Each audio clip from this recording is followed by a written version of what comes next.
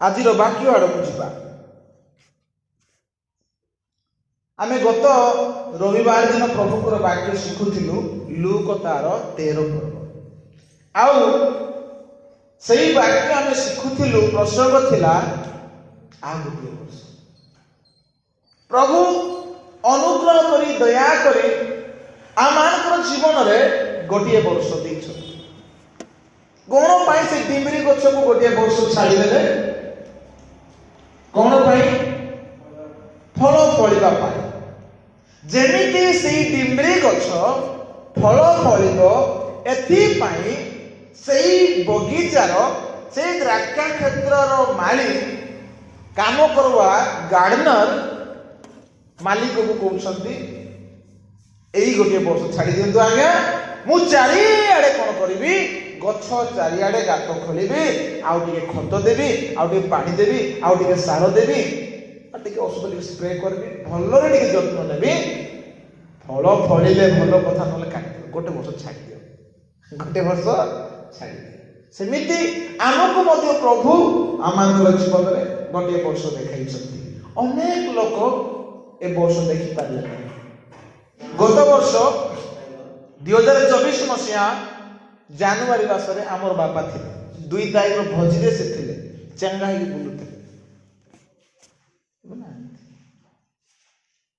କେତେ ଜଣ ଆମର ଲୋକମାନେ ଆହୁରି ଗାଁର ଲୋକ, ଚିହ୍ନା ଜଣା ଲୋକ, ହୃଷ୍ଟପୃଷ୍ଟ ଥିଲେ, ସୁସ୍ଥ ସବଳ ଥିଲେ, ଭଲ ଥିଲେ, ସେମାନେ ନାହାନ୍ତି, ଦେଖିପାରିନାହାନ୍ତି। କିନ୍ତୁ ପ୍ରଭୁ ଆମକୁ ଦେଖେଇଛନ୍ତି, ବଞ୍ଚାଇ ରଖିଛନ୍ତି। ପ୍ରଭୁଙ୍କର ସ୍ତୁତି ହେଉ, ପ୍ରଭୁଙ୍କର ମହିମା।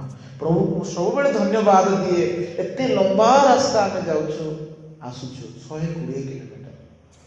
ଆପଣମାନେ ପ୍ରଭୁଙ୍କୁ ଧନ୍ୟବାଦ ଦେବାର ଅଛି।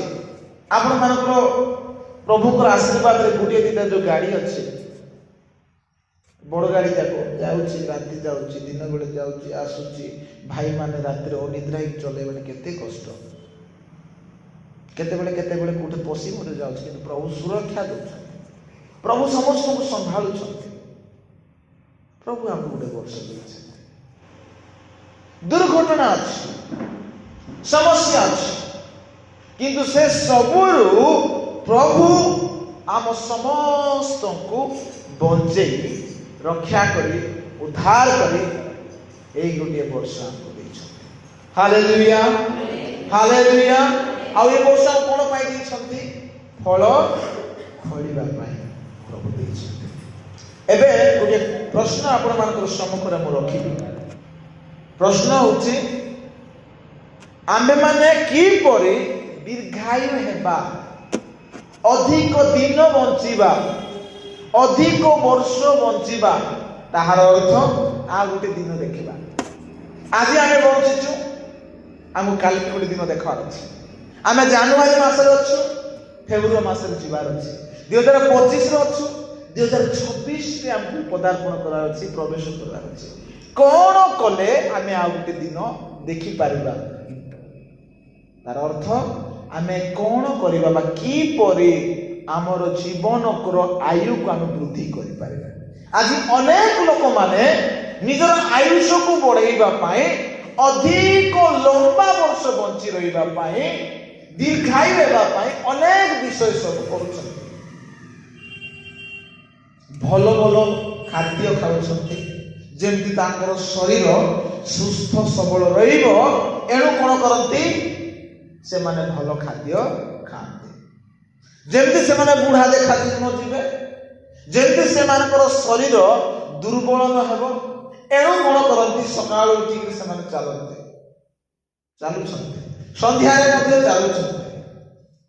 ଆଉ କେତେକ ଲୋକମାନେ ଜିମ୍ ଯାଆନ୍ତି, ଏକ୍ସରସାଇଜ କରନ୍ତି, କୁସ୍ତି କଷାରତ କରନ୍ତି। ଆଉ ସେମାନଙ୍କର ଶରୀରକୁ ସେମାନେ ଫିଟ୍ ରଖିବା ପାଇଁ ଚେଷ୍ଟା କରନ୍ତି। କଣ କରନ୍ତି? ଯୋଗ କରନ୍ତି, ଯାହାକୁ ୟୋଗା ବୋଲି କୁହାଯାଏ, ଯେମିତି ଶରୀର ଟିକେ ଭଲ ଥାଏ। ଅଧିକ ବର୍ଷ ବଞ୍ଚିବା ପାଇଁ ସେମାନେ ମେଡିସିନ ବ୍ୟବହାର କରନ୍ତି, ଡାଇଟିଂ କରନ୍ତି, ଯେମିତି ତାଙ୍କର ଆୟୁ ବଢିବ। ସାବଧାନ ସହିତ ଦେଖିକିରି ଗାଡି ଚଲାନ୍ତି। କଣ ପାଇଁ? ଯେମିତି ସେମାନେ ଦୀର୍ଘାୟୁ ହେବେ। ଯୋଉମାନେ ଉତ୍ପାତରେ ବୁଲୁଛନ୍ତି, ସାବଧାନରେ ବୁଲୁଛନ୍ତି, ଖାମ ଖିଆଲରେ ଜୀବନ କାଟୁଛନ୍ତି, ସେମାନେ ଜଲ୍ଦି ବିପାତ ଯାଉଛି, ସେମାନଙ୍କର ଦୁର୍ଦ୍ଦଶା ଜଲ୍ଦି ଆସୁଛି, ସେମାନେ ଜଲ୍ଦି ମରିଯାଉଛନ୍ତି। ପ୍ରଶ୍ନ ହେଉଛି, ଆମେ ପ୍ରଭୁଙ୍କର ଲୋକ, ଆମେ ଯୀଶୁଙ୍କର ଲୋକ, ତାଙ୍କରି ପରିଚୟ ପାଇଛୁ, ଆମେ କି ପ୍ରକାର ଦୀର୍ଘାୟୁ ହେଇପାରିବା? ଆଜି ମଣିଷର ଜୀବନ 50 ପହଞ୍ଚିଲା ବେଳକୁ ବଡ଼ କଷ୍ଟ, ରୋଗ ବେମାର, ଏ ମେଡିକାଲ ଯାଅ, ସେ ମେଡିକାଲ ଯାଅ, ବିଶାଖାପଟନମ ଯାଅ, ବ୍ରହ୍ମପୁର ଯାଅ, କଟକ ଯାଅ, ଭୁବନେଶ୍ୱର ଯାଅ, କୋରାପୁଟ ଯାଅ, ଗୁଡ଼ା ବୁଲିବାକୁ ପଡ଼ୁଛି। ଜଣେ ଲୋକ 60 ବର୍ଷ ପହଞ୍ଚିଲା ବେଳକୁ ବହୁତ କଷ୍ଟ, BP, sugar, diabetes, kidney problem, lungs problem, କେତେ ସମସ୍ୟା। ତେଣୁ ଆମେ କଣ କଲେ ଦୀର୍ଘାୟୁ ହେଇପାରିବା, ଆମର ଦିନ ବଢିବ, ଆମେ ଆଉ ଗୋଟେ ଦିନ ଦେଖିପାରିବା, ଆଉ ଗୋଟେ ମାସ ଦେଖିପାରିବା, ଆମେ ଆଉ ଗୋଟେ ବର୍ଷ ମଧ୍ୟ ଦେଖିପାରିବା, ଏ ବିଷୟଟାକୁ ଆମକୁ ଜାଣିବାକୁ ପଡିବ, ଆତ୍ମିକ ଭାବରେ ଆମକୁ ଜାଣିବାକୁ ପଡିବ। ବାଇବେଲରେ ଲେଖା ଅଛି, ଶାରୀରିକ ବ୍ୟାୟାମ ଅଳ୍ପ ବିଷୟରେ ଲାଭଜନକ। ଯୋଉଟା ଆମର ଭାଇମାନେ ଭଉଣୀମାନେ ସକାଳୁ ଚାଲନ୍ତି, ଷ୍ଟ୍ରେଚିଂ କରନ୍ତି, ଟିକେ ଏ ପ୍ରକାର ଜିମ୍ ଯାଆନ୍ତି ବଡିକୁ ଫିଟ୍ ରଖିବା ପାଇଁ, ତାହା ଅଳ୍ପ ବିଷୟରେ ଲାଭଜନକ, ତାହା ଶରୀରକୁ ଫିଟ୍ ରଖିଥାଏ। କିନ୍ତୁ ତାଠାରୁ ଅଧିକ ଯାହା ଆମର ଶରୀରକୁ, ମନକୁ, ଆମର ଜୀବନକୁ, ପ୍ରାଣକୁ, ଆତ୍ମାକୁ ସୁସ୍ଥ ସବଳ ରଖିବ, ଆମର ପଥକୁ କୁଶଳ କରିବ, ଚାଲିବା ବାଟକୁ ସଫଳ କରିବ, କରିବା କାର୍ଯ୍ୟକୁ ସଫଳ କରିବ, ସେହି ଆତ୍ମିକ ଏକ୍ସରସାଇଜ ଆମକୁ କରିବାକୁ ପଡିବ। ଆମକୁ କଣ କରିବାର ଅଛି? ଆତ୍ମିକ ଏକ୍ସରସାଇଜ ଆମକୁ କରିବାର ଅଛି। ଯଦି ଆମେ ଫିଟ୍ ରହିବା ପାଇଁ ଚାହୁଁଛୁ, ଯଦି ଆମେ ଆଉ ଗୋଟେ ଦିନ ଦେଖିବା, ଆମେ ଆଉ ଟିକେ ଲମ୍ବା ବୟସ ବଞ୍ଚିବା, ତାହେଲେ ଆତ୍ମିକ ଏକ୍ସରସାଇଜ ଆମକୁ ଅଛି। ପ୍ରଥମ ବିଷୟ ଆମେ ପଢିବା ହିତୋପଦେଶ ତାର 10 ପର୍ବର 27 ପଦ ପଢିବା। ସଦାପ୍ରଭୁଙ୍କ ବିଷୟକ ଭୟ ଦିନ ବଢ଼ାଏ, ମାତ୍ର ଦୁଷ୍ଟର ବର୍ଷ ଊଣା କରାଯିବ। Hallelujah, hallelujah. କଣ କଲେ ଆମର ଦିନ ବଢିବ? କଣ କଣ ଲେଖା ଅଛି? ସଦାପ୍ରଭୁ ପରମେଶ୍ୱରଙ୍କୁ ଭୟ କଲେ। ଏଠି ଲେଖା ଅଛି, ସଦାପ୍ରଭୁ ବିଷୟକ ଭୟ ଦିନ ବଢାଏ। ଦିନ ବଢାଏ, ମନୁଷ୍ୟ ଦିନ ବଢିବ କେବେ? ଯେବେ ସେ ପ୍ରଭୁଙ୍କୁ ଭୟ କରିବ। ଜାଣିଛନ୍ତି ମନୁଷ୍ୟର ଦିନ କମି ଯାଇଛି। କେବେ କମିଲା? ଯେବେ ମଣିଷ ପାପ କଲା, ତାର ବର୍ଷ ଊଣା କରାଗଲା। କିପରି? ପ୍ରଭୁ ଆଦମ ଓ ହବାକୁ ଏଦନ ଉଦ୍ୟାନରେ ରଖିଲେ, ସେମାନେ ଅମର ହେଇଯାଇଥିଲେ, ମରଣ ତାଙ୍କର ଜୀବନରେ ନଥିଲା, ପୃଥିବୀରେ ହିଁ ନଥିଲା ମରଣ। କିନ୍ତୁ ସେମାନେ ଯେଉଁ ଦିନ ପାପ କଲେ, ସେଦିନ ମରଣ ତାଙ୍କର ଜୀବନରେ ଆସିଲା। ଆମେ କେତେବେଳେ ଟିକେ କଥା ହଉଥା, ଲୋକମାନେ 100 ବର୍ଷ ବଞ୍ଚୁଥିଲେ, 1000 ବର୍ଷ ବଞ୍ଚି ନାହାନ୍ତି, କିନ୍ତୁ କିଏ 400, କିଏ 500, କିଏ 600, କିଏ 700, 969 ଇୟର୍ସ ଜଣେ ବ୍ୟକ୍ତି ବାଇବେଲରେ ବଞ୍ଚିଲା ଲୋକ ଅଛି। କିନ୍ତୁ ଜାଣିଛନ୍ତି ସେମାନଙ୍କର ବୟସକୁ ଊଣା କରିଦେଲେ ପ୍ରଭୁ। କାହିଁକି? ନା, ପୃଥିବୀରେ ଦୌରାନ୍ୟ ବଢିଲା, ପୃଥିବୀରେ ପାପ ବଢିଲା, ପୃଥିବୀରେ ଦୁର୍ନୀତି ବଢିଲା, ଗଣ୍ଡଗୋଳ କଲେ। ସେମାନଙ୍କର ବୈବାହିକ ଜୀବନ ଠିକ ନଥିଲା, ମଦ ପିଇବାରେ, ପାର୍ଟି କରିବାରେ, ବାହାଘର କରିବାର ଲୋକ ଲିପ୍ତ ହେଇକି ପ୍ରଭୁକୁ ଭୁଲିଗଲେ। ଆଦି ପୁସ୍ତକ 6 ପର୍ବ ଆମେ ଶିଖିଛୁ ଜଳ ପ୍ଲାବନ ବିଷୟରେ। ପ୍ରଭୁ କହିଲେ, ନାହିଁ, ମନୁଷ୍ୟର ଆୟୁଷକୁ ଆମେ କମ କରିଦେବା, ଆମେ ଊଣା କରିଦେବା।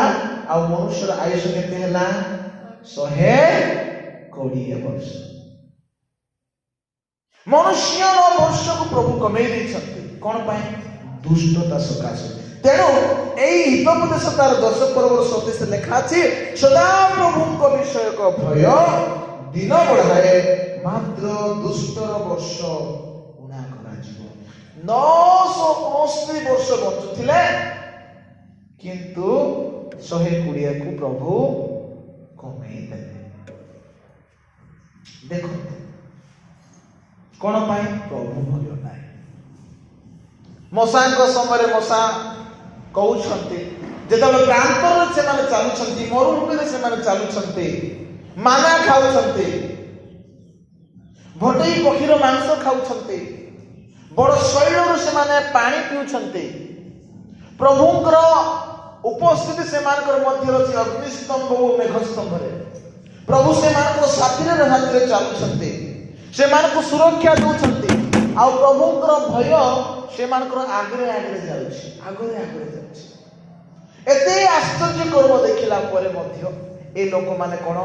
ପ୍ରଭୁଙ୍କୁ ଉପହାସ କରୁଛନ୍ତି, ବଚସା କରୁଛନ୍ତି। ପ୍ରଭୁ ଆମକୁ ମାରିବା ପାଇଁ ଏ ମରୁଭୂମିକୁ ଆଣିଛନ୍ତି।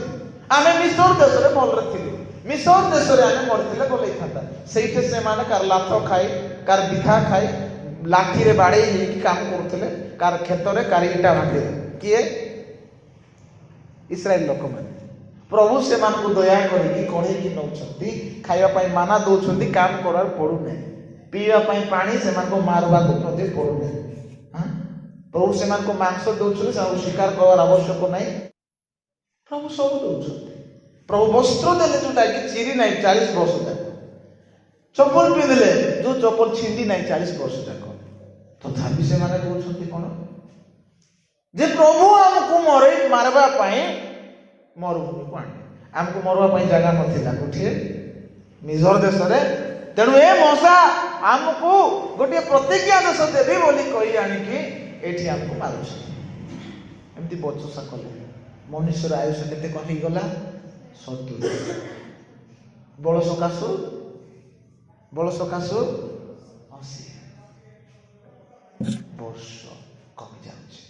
ଦୁଷ୍ଟତା ଯେବେ ଯେବେ ବଢୁଛି, ପାପ ଯେବେ ଯେବେ ବଢୁଛି, ମନୁଷ୍ୟର ଆୟୁଷ କମି ଯାଉଛି। ତେଣୁ ବାଇବେଲ ଲେଖାଇକି ଦେଖନ୍ତୁ ଏଠି କଣ? ଦୁଷ୍ଟର ବର୍ଷ ଗୁଣା କରାଯିବ। ବେଶୀ ନଥିବା ଲୋକ କିଡନୀ ଜଲ୍ଦି ଖରାପ, ଜଲ୍ଦି ମରିଯିବ। ବେଶୀ ଡ୍ରଗ୍ସ ନେବା ଲୋକକୁ ବ୍ରେନ୍ ହ୍ୟାମରେଜ, ପାଗଳ ହେଇଯିବ। ଗଞ୍ଜେଇ ପିଇବା ଲୋକମାନେ ବାଇଆ ହେଇଯିବ। ଆମର ଅଞ୍ଚଳରେ ଜଣେ ଲୋକ ଅଛି, ଗଞ୍ଜେଇ ପ୍ରବଳ ପିଏ। ସେ କେତେବେଳେ ଏମିତି ଧାଉଁଛି, ଏମିତି କାହାକୁ ବାଡ଼େଇବି, ପିଟିବି ବୋଲୁଛି। କଣ ପାଇଁ? ଗଞ୍ଜେଇ ପିଏ। ଗୋଟେ ଫଟା ମୋବାଇଲ ଧରିଥିବ, 4 ଲକ୍ଷ 4 କୋଟି 4 ଲକ୍ଷ 4 କୋଟି ଏମିତି ଘୋଷ ଚାଲିଛି। ଦେଖନ୍ତୁ, ଯେଉଁମାନେ ଆଜି ନିଶା ଦ୍ରବ୍ୟରେ ଆସକ୍ତ, ସେମାନଙ୍କର ବୟସ କମି ଯାଉଛି। ଯେଉଁମାନେ ଉତ୍ପାତ ହେଇକି ଗାଡି ମୋଟର ଚଲାନ୍ତି, ଦେଖନ୍ତୁ କୋଠେ ବାଡେଇ ହେଇକି ଶେଷ ହେଇଯାଉଛନ୍ତି। ଆଉ ଯେଉଁମାନେ ମର୍ଡର କରିବା ପାଇଁ, ବ୍ୟଭିଚାର କରିବା ପାଇଁ, ସେମାନଙ୍କର ଆୟୁଷ ଦେଖନ୍ତୁ। କିଏ ଫାଶୀ ଖୁଣ୍ଟରେ ଝୁଲୁଛନ୍ତି। ନିର୍ଭୟା ମାମଲା ଏବେ ସହଦେବ କରି ଜଣକୁ ବିଚ ରାସ୍ତାରେ ହାଣିଦେଲେ, ସେମାନଙ୍କୁ ଫାଶୀ ଦିଆଯାଉଛି। ତେଣୁ ଦୁଷ୍ଟତାର ପାଇଁ ଯେଉଁ ମନୁଷ୍ୟର ଦିନ କମି ଯାଉଛି, ଆମକୁ ଜାଣିବାର ଅଛି। ଦୁଷ୍ଟତା ପାଇଁ, ମନୁଷ୍ୟର ଦୁଷ୍ଟତା ପାଇଁ ତାର ଆୟୁଷ କମି ଯାଉଛି, ଉଣା ହେଇଯାଉଛି।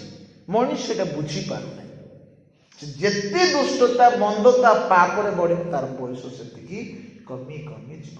ଏବେ ଏମିତି 50 ବର୍ଷ ବଞ୍ଚିବାଟା ବହୁତ କଷ୍ଟ ହେଇଯାଉଛି।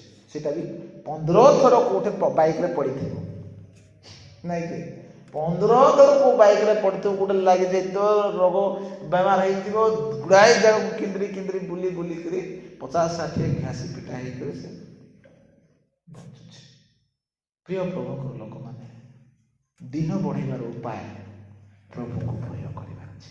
Hallelujah, hallelujah. ଯଦି ଆମେ ପ୍ରଭୁଙ୍କୁ ଭୟ କରିବା, ପ୍ରଭୁଙ୍କର ପଥରେ ଚାଲିବା, ତାହେଲେ ଆମର ଦିନ ବଢିବ, ଆମେ ଦୀର୍ଘାୟୁ ହେବା। ଯଦି ଆମେ ନିଜର ଇଚ୍ଛାରେ ଚାଲିବା, ନିଜର ବୁଦ୍ଧିରେ ଚାଲିବା, ଦୁଷ୍ଟତା ପାପ କର୍ମରେ ଆମେ ରହିବା, ତାହେଲେ ଦିନ ବଢିବ ନାହିଁ, ମାସ ବଢିବ ନାହିଁ, ବୟସ ବଢିବ ନାହିଁ, ବର୍ଷ ବଢିବ ନାହିଁ, ଆମେ ଦୀର୍ଘାୟୁ ପାରିବା ନାହିଁ। ବେଗି ବେଗି ମଣିଷର ଜୀବନ ନଷ୍ଟ ହେଇ ନିତାଥାଏ। ତେଣୁ ପ୍ରିୟ ପ୍ରଭୁଙ୍କର ଲୋକମାନେ, ଗୋଟିଏ ପ୍ରଥମ ବିଷୟ ଯାହା ମୁଁ ଆପଣମାନଙ୍କ ସମ୍ମୁଖରେ ରଖିଲି, ଆସ ଆମେ ପ୍ରଭୁଙ୍କୁ ଭୟ କରିବା। ପ୍ରଭୁଙ୍କୁ ଭୟ କଲେ କ'ଣ ହୁଏ? ଆମର ଦିନ ବଢ଼େ। Hallelujah, hallelujah. ପ୍ରଭୁଙ୍କୁ ଭୟ କଲେ ଆମର ଦିନ ବଢ଼ିଥାଏ। ଦ୍ୱିତୀୟ ବିଷୟ ହେଉଛି ସଦାପ୍ରଭୁ ବିଷୟକ ଜ୍ଞାନ। ସଦାପ୍ରଭୁଙ୍କର ଜ୍ଞାନ ଅନୁସାରେ ଚାଲିବାର ଅଛି, ସଦାପ୍ରଭୁଙ୍କର ଜ୍ଞାନ ପ୍ରାପ୍ତ ହେବାର ଅଛି। ତାହା ଆମର ଦିନ, ଆମର ବର୍ଷକୁ ବଢ଼ାଇଥାଏ। ହିତୋପଦେଶ 9 ପର୍ବ, ହିତୋପଦେଶ ତାର 9 ପର୍ବ 10 ଆଉ 11।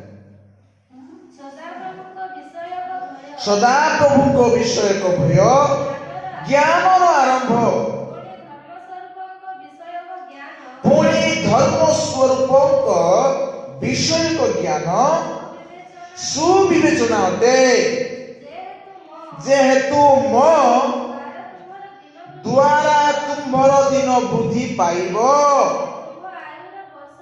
ପୁଣି ତୁମ୍ଭ ଆୟୁର ବର୍ଷ ବଢିବ। Hallelujah, hallelujah.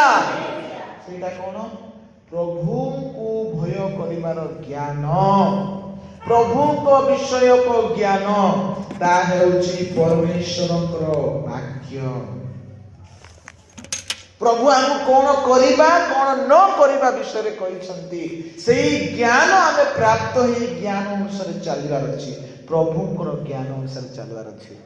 ଆଉ ଏଇ ପ୍ରଭୁଙ୍କର ଜ୍ଞାନ ଅନୁସାରେ ଯେତେବେଳେ ଆମେ ଚାଲିବା, ଆମର ଦିନ ବଢ଼ିବ, ଆମର ଆୟୁଷର ବର୍ଷ ବଢ଼ିବ। ବାଇବେଲରେ ଲେଖା ଅଛି, ଆପଣମାନେ ଶୁଣିଲେ ପଢ଼ିଲା ବେଳକୁ ଜ୍ଞାନ ଆବଶ୍ୟକ ଆମମାନଙ୍କୁ ବଞ୍ଚିବା ପାଇଁ। ଈଶ୍ୱରୀୟ ଜ୍ଞାନ ଆବଶ୍ୟକ। ଈଶ୍ୱରୀୟ ଜ୍ଞାନ ଅନୁସାରେ ଯଦି ଚାଲି ପାରୁନାହାନ୍ତି ବୋଲି ଲୋକମାନଙ୍କର ଜୀବନ ଦେଖନ୍ତୁ, ଜଗତ ପଛରେ ଚାଲୁଛନ୍ତି, ନିଶା ଦ୍ରବ୍ୟରେ, ମନ୍ଦ କାର୍ଯ୍ୟରେ ଲିପ୍ତ ଅଛନ୍ତି। ଈଶ୍ୱରୀୟ ଜ୍ଞାନ ସେମାନଙ୍କ ପାଖରେ ନାହିଁ। ଈଶ୍ୱରୀୟ ଜ୍ଞାନ ଆମମାନଙ୍କର ବୟସକୁ ବଢ଼େଇବ, ଆମମାନଙ୍କର ଦିନକୁ ବଢ଼େଇବ। ହସେ 4:6। ଆମ୍ଭର ଲୋକମାନେ ଜ୍ଞାନର ଅଭାବ ସକାଶୁ ବିନଷ୍ଟ ହୋଇଅଛନ୍ତି, କାରଣ ତୁମ୍ଭେ ଜ୍ଞାନ ଅଗ୍ରାହ୍ୟ କରିଅଛ। ଆମ୍ଭେ ମଧ୍ୟ ତୁମ୍ଭକୁ ଅଗ୍ରାହ୍ୟ କରିବା, ତହିଁରେ ତୁମ୍ଭେ ଆମର ଯାଜକ ହେବ ନାହିଁ। ତୁମ୍ଭେ ଆପଣା ପରମେଶ୍ୱରଙ୍କର ବ୍ୟବସ୍ଥା ପାଶୋରିବାରୁ ଆମ୍ଭେ ମଧ୍ୟ ତୁମ୍ଭ ସନ୍ତାନ ଗଣକୁ ପାଶୋରି ପକାଇବା। ହସରେ ତାର 4 ପର୍ବର 6 ପଦରେ ପ୍ରଭୁ କହୁଛନ୍ତି, ଆମ ଲୋକମାନେ ଜ୍ଞାନର ଅଭାବ ପାଇ ମରୁଛନ୍ତି। ଆଉ ସେଇ ଜ୍ଞାନ ଆବଶ୍ୟକ ଆମମାନଙ୍କୁ। ଜ୍ଞାନ ନାହିଁ, ପରିତ୍ରାଣର ଜ୍ଞାନ ନାହିଁ, ବଞ୍ଚିବାର ଜ୍ଞାନ ନାହିଁ, ଜୀବନଯାପନ କରିବାର, ଆଚରଣ କରିବାର ଜ୍ଞାନ ନାହିଁ। ତେଣୁ ପ୍ରଭୁଙ୍କର ଲୋକମାନଙ୍କର ବିନଷ୍ଟ ହେଉଛି। ଇସ୍ରାଏଲ ଲୋକମାନଙ୍କୁ ପ୍ରଭୁ ବ୍ୟବସ୍ଥା ଦେଲେ, ତୁମେ ବ୍ୟଭିଚାର କର ନାହିଁ। ପ୍ରଭୁ କହିଲେ ତୁମେ ମୂର୍ତ୍ତି ପୂଜା କର ନାହିଁ। ପ୍ରଭୁ କହିଲେ ତୁମେ ଆଉ ପ୍ରତିମା ପୂଜା କର ନାହିଁ, ତୁମେ ବଳି ଉତ୍ସର୍ଗ କର, ତୁମେ ନିଖୁନ୍ତ, ନିର୍ଦ୍ଦୋଷ, ଅନିନ୍ଦନୀୟ ଭଲ ପଶୁ ତୁମେ ବଳି ଉତ୍ସର୍ଗ କର, ତୁମେ ବିଶ୍ରାମ ବାର ପବିତ୍ର ରୂପେ ପାଳନ କର। এই জ্ঞান দেলে প্রভু, এই বাক্য দেলে প্রভু। ইসরায়েল লোকମାନେ ମାନିଲେ ନାହିଁ, ଇସ୍ରାଏଲ ଲୋକମାନେ ପାଳନ କଲେ ନାହିଁ, ବିନଷ୍ଟ ହେଲେ। ପ୍ରଭୁ ସେମାନଙ୍କୁ ମହାମାରୀ ପଠାଇ ବିନାଶ କଲେ। ପ୍ରଭୁ ସେମାନଙ୍କ ଶତ୍ରୁମାନଙ୍କ ଦ୍ୱାରା ସେମାନଙ୍କୁ ପ୍ରଭୁ ନିବାରଣ କଲେ। ତେଣୁ ପ୍ରିୟ ପ୍ରଭୁଙ୍କର ଲୋକମାନେ, କ'ଣ ଈଶ୍ୱରୀୟ ଜ୍ଞାନ ଆବଶ୍ୟକ ଆମଙ୍କର ଦିନ ବଢ଼େଇବା ପାଇଁ। ଈଶ୍ୱରୀୟ ଜ୍ଞାନ ଆମଙ୍କର ଆବଶ୍ୟକ ଆମଙ୍କର ବୟସ ବୃଦ୍ଧି କରିବା ପାଇଁ। ଏଣୁ ଆସୁ ଏଇସବୁ କରିବା, ତାହେଲେ ଆମମାନେ ଦୀର୍ଘାୟୁ ହେବା। ନମ୍ବର 3, ଆମେ ଗତ ଦିନମାନଙ୍କରେ ଶିଖିଛୁ ଦ୍ୱିତୀୟ ବିବରଣୀ ତାର 11 ପର୍ବ। ଦ୍ୱିତୀୟ ବିବରଣୀ ତାର 11 ପର୍ବରେ ଲେଖା ଅଛି 1 ପଦରେ ଯେ ସଦାପ୍ରଭୁଙ୍କୁ ପ୍ରେମ କରିବା, ସଦାପ୍ରଭୁଙ୍କର ରବର ଶୁଣିବା, ସଦାପ୍ରଭୁଙ୍କର ବାକ୍ୟ ପାଳନ କରିବା। এই ସବୁ କଲେ ଆମେ ଯେଉଁ ଦେଶରେ ବାସ କରିବା, ଆମର ଦିନ, ଆମର ବର୍ଷ, ଆମର ଆୟୁଷ ସେଥିରେ ବଢ଼ିବ। 11 ପର୍ବ ତାର 1 ପଦରେ କୁହାଯାଇଛି, ଏହେତୁ ତୁମେ ସବୁବେଳେ ସଦାପ୍ରଭୁ ଆପଣା ପରମେଶ୍ୱରକୁ ପ୍ରେମ କରିବ ଓ ତାହାଙ୍କ ରକ୍ଷଣୀୟ ଓ ବିଧି ଓ ଶାସନ ଓ ଆଜ୍ଞା ସକଳ ପାଳନ କରିବ। 8 ପଦ ଲେଖା ଅଛି, ଏ ନିମନ୍ତେ ଆଜି ମୁଁ ତୁମମାନଙ୍କୁ ଯେ ଆଜ୍ଞା ଦେଉଅଛି ତୁମେମାନେ ସେ ସବୁ ଆଜ୍ଞା ପାଳନ କରିବ। ତହିଁରେ ତୁମ୍ଭେମାନେ ବଳବାନ ହେବ। ପୁଣି ଯେଉଁ ଦେଶ ଅଧିକାର କରିବାକୁ ପାର ହୋଇ ଯାଉଅଛ ତହିଁରେ ପ୍ରବେଶ କରି ଅଧିକାର କରିବ। ଆଉ ସଦାପ୍ରଭୁ ତୁମ୍ଭମାନଙ୍କ ପୂର୍ବପୁରୁଷ ମାନଙ୍କୁ ଓ ସେମାନଙ୍କ ବଂଶକୁ ଯେଉଁ ଦେଶ ଦେବା ପାଇଁ ଶପଥ କରି ଅଛନ୍ତି ସେହି ଦୁଗ୍ଧ ମଧୁ ପ୍ରବାହୀ ଦେଶରେ ତୁମ୍ଭେମାନେ ଆପଣା ମାନଙ୍କ ଦିନ ବଢାଇ ପାରିବ। ତୁମ୍ଭେମାନେ ଆପଣା ମାନଙ୍କର ଦିନ ବଢାଇ ପାରିବ। କଣ କଲେ ଦିନ ବଢିବ? ପ୍ରଭୁଙ୍କୁ ପ୍ରେମ କଲେ, ପ୍ରଭୁଙ୍କର ବାକ୍ୟ ମାନିଲେ, ଶୁଣିଲେ ଦିନ ବଢିବ। ତେଣୁ ପ୍ରିୟ ପ୍ରଭୁଙ୍କର ଲୋକମାନେ, ଆମେ ଶିଖୁଥିଲୁ ଯେ ପ୍ରେମକୁ ପରିଧାନ କରିବା, ପ୍ରେମକୁ ପରିଧାନ କରିବା, ପରମେଶ୍ୱରକୁ ପ୍ରେମ କରିବା, ପରସ୍ପରକୁ ପ୍ରେମ କରିବା। ଆମେ ଜାଣୁ ଏ ବିଷୟ, ଆମେ କହିଥାଉ ଯେ ଆମେ ପରମେଶ୍ୱରକୁ ପ୍ରେମ କରିବା, ଆମେ ପରସ୍ପରକୁ ପ୍ରେମ କରିବା, ଆମେ ହଜାରମାନଙ୍କୁ ପ୍ରେମ କରିବା, ସ୍ଥାନୀୟ ମଣ୍ଡଳୀ କି ପ୍ରେମ କରିବା, ସ୍ଥାନୀୟ ମଣ୍ଡଳୀକୁ ପ୍ରେମ କରିବା। ଆମେ ଯଦି ପରମେଶ୍ୱରକୁ ପ୍ରେମ କରିବା, ପରସ୍ପରକୁ ପ୍ରେମ କରିବା, ତାହେଲେ ଆମର ଦିନ ବୃଦ୍ଧି ହେବ, ଆମର ଦିନ, ଆମର ବୟସ ବଢିବ। ଲେଖା ଅଛି, ତୁମେ ଯେଉଁ ଦେଶରେ ବାସ କରୁଛ ସେହି ଦେଶରେ ତୁମର ଦିନ ବଢିବ। ତାର ଅର୍ଥ ଏ ରାଇଜିଂରେ ଆମେ ବାସ କରୁଛୁ, ରାଇଜିଂରେ ପ୍ରଭୁ ଆମର ଦିନକୁ ବଢିବେ। ଆଉ ବାକ୍ୟରେ ଲେଖା ଅଛି, ସଦାପ୍ରଭୁଙ୍କର ଦୃଷ୍ଟି ଏଇ ଦେଶ, ଏଇ ଜାଗା, ଏଇ ଗାଁରେ ବର୍ଷର ଆରମ୍ଭରୁ ବର୍ଷର ଶେଷ ପର୍ଯ୍ୟନ୍ତ ରହିବ। Hallelujah, hallelujah. ଆଉ ଗୋଟେ ବିଷୟ, ଯଦି ଆମର ଦିନ ବଢିବା ପାଇଁ ଚାହୁଁଛୁ, ବର୍ଷ ବଢିବା ପାଇଁ ଚାହୁଁଛୁ, ଦୀର୍ଘାୟୁ ହେବା ପାଇଁ ଚାହୁଁଛୁ, କାରଣ ଏଫେସୀୟ ତାର 6 ପର୍ବ, ଏଫେସୀୟ ତାର 6 ପର୍ବ 1ରୁ 3, ଯାତ୍ରା ତାର 20 ପର୍ବର 12 ପଦ। ଯଦି ଏହା କରିବା ତାହେଲେ ଆମମାନଙ୍କର ଦିନ ବଢିବ, ଆମେ ଦୀର୍ଘାୟୁ ହେବା। ଏଇଟା ଆମର ପୁଅ ମାନଙ୍କ ପାଇଁ, ଆମମାନଙ୍କର ଝିଅ ମାନଙ୍କର ପାଇଁ, ଯେତେ ଜଣ ମା ବାପା ଅଧୀନରେ ଅଛନ୍ତି ସେମାନଙ୍କର ପାଇଁ ବିଶେଷ। ପଢନ୍ତୁ ଏଫେସୀୟ ତାର 6 ପର୍ବ 1ରୁ 3, ଯାତ୍ରା ତାର 20 ପର୍ବର 12 ପଦ। ହେ ପିଲାମାନେ, ପ୍ରଭୁଙ୍କ ସକାଶେ ଆପଣା ଆପଣା ପିତାମାତାଙ୍କର ଆଜ୍ଞାବହ ହୁଅ, କାରଣ ତାହା ଯଥାର୍ଥ, ଯଥାର୍ଥ କହିଲେ ରାଇଟ୍, ସେଟା ଠିକ ବିଷୟ। ମା ବାପାକୁ ସମ୍ମାନ ଦେବାଟା, ମା ବାପାଙ୍କର କଥା ମାନିବାଟା ରାଇଟ୍, ଠିକ। ଆପଣା ପିତାମାତାଙ୍କୁ ସମାଦର କର, ସମ୍ମାନ ଦିଅ, ଯେପରି ତୁମର ମଙ୍ଗଳ ହେବ। ଏଇଟା ଲେଖା ଅଛି, ଏହା ହଉଛି ଗୋଟିଏ ପ୍ରତିଜ୍ଞା ଯୁକ୍ତ ପ୍ରଧାନ ଆଜ୍ଞା। ଆହୁରି ଆଜ୍ଞାରେ ପ୍ରତିଜ୍ଞା ନାହିଁ, କିନ୍ତୁ ଏ ଆଜ୍ଞାରେ କଣ ଅଛି? ପ୍ରତିଜ୍ଞା ଅଛି। ତା ତଳେ କଣ ଲେଖା ଅଛି? 3 ପଦ, ଆଉ ତୁମେ ପୃଥିବୀରେ ଦୀର୍ଘାୟୁ ହେବ। କଣ କଲେ?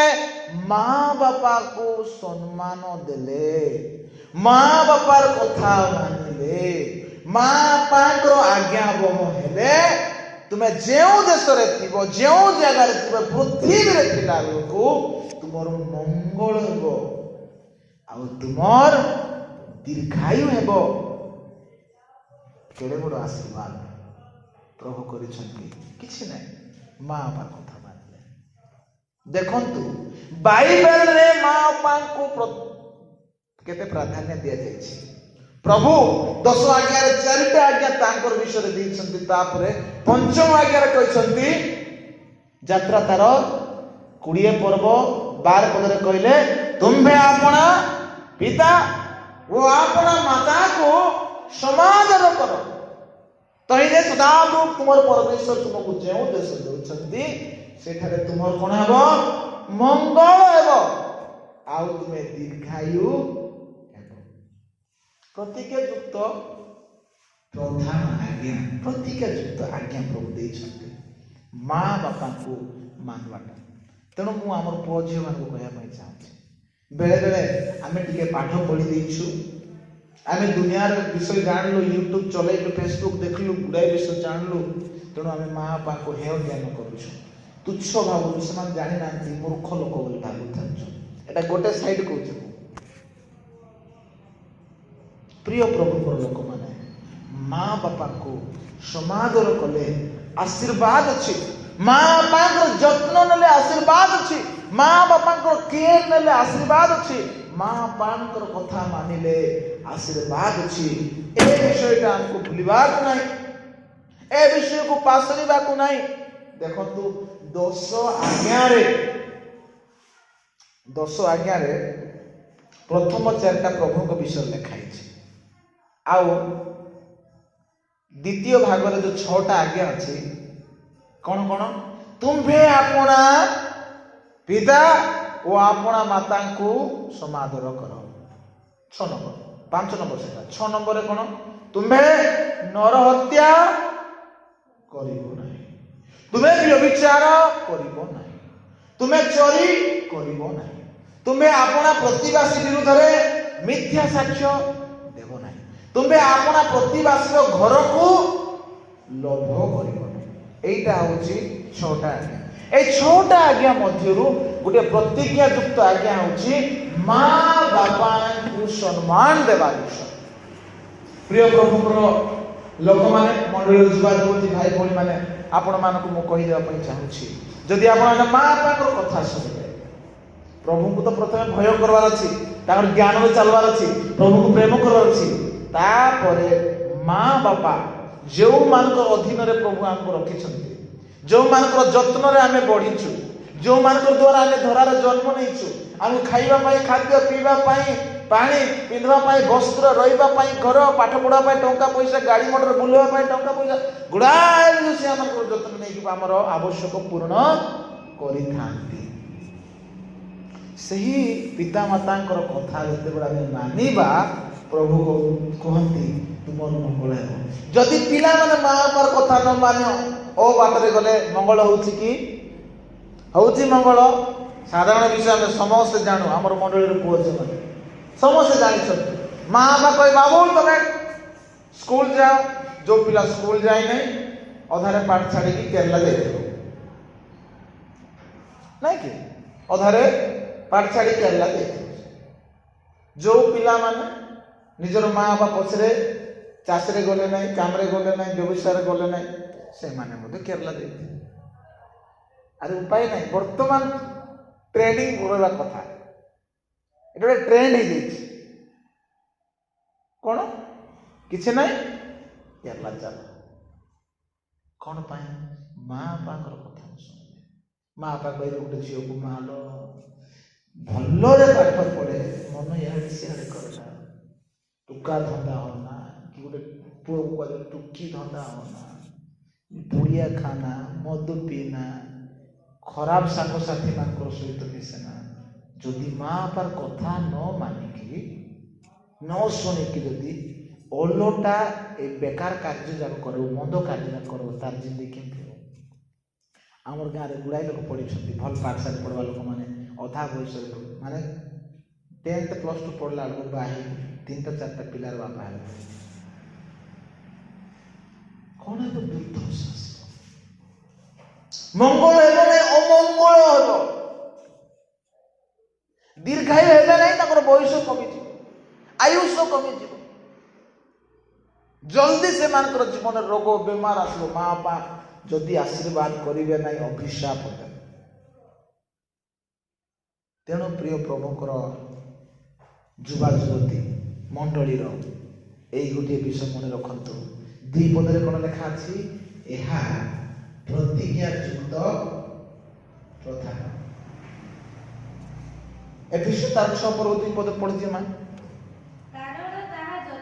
କାରଣ ତାହା ଯଥାର୍ଥ, ଆପଣା ପିତାମାତାକୁ ସମାଦର କର। ଏହା ପ୍ରତିଜ୍ଞା ଯୁକ୍ତ ଗୋଟିଏ ପ୍ରଧାନ ଆଜ୍ଞା। ଛୋଟ ଆଜ୍ଞା ବୋଲି ଭାବନ୍ତୁ ନାହିଁ, ସାନ ବିଷୟ ନାହିଁ। ମା ବାପାକୁ ସମ୍ମାନ ଦେବାଟା, ଆଦର କରବାଟା, କେୟାର ନେବାଟା ଛୋଟ ବିଷୟ ବୋଲି ଭାବନ୍ତୁ ନାହିଁ, ପ୍ରଧାନ ବିଷୟ। ପ୍ରଭୁ କହିଛନ୍ତି ମା ବାପାକୁ ସମ୍ମାନ ଦିଅ।